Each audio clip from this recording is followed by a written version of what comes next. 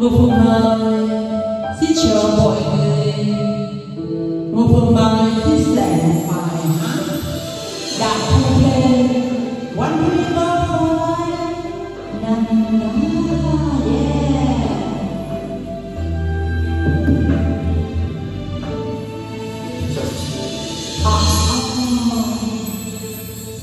Đôi khi hai người hát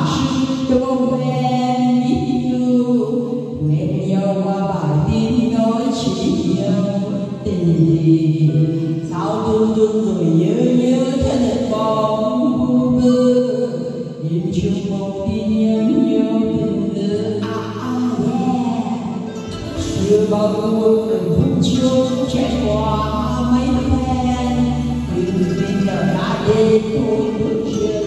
phải dừng xin quên đi từng tiếng nói quên những ngày tháng năm chơi ngày bên nhau cứ lấy nhau trọn đời na na na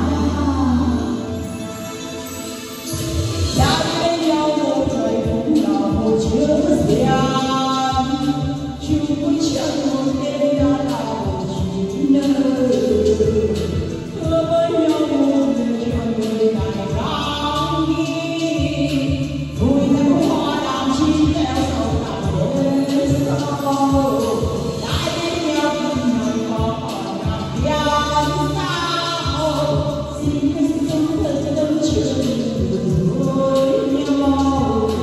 đã có duyên cơ trường thơ cùng nhận hôn nhau hãy cố gắng đi cùng nhau đi từ trọn thiên yeah.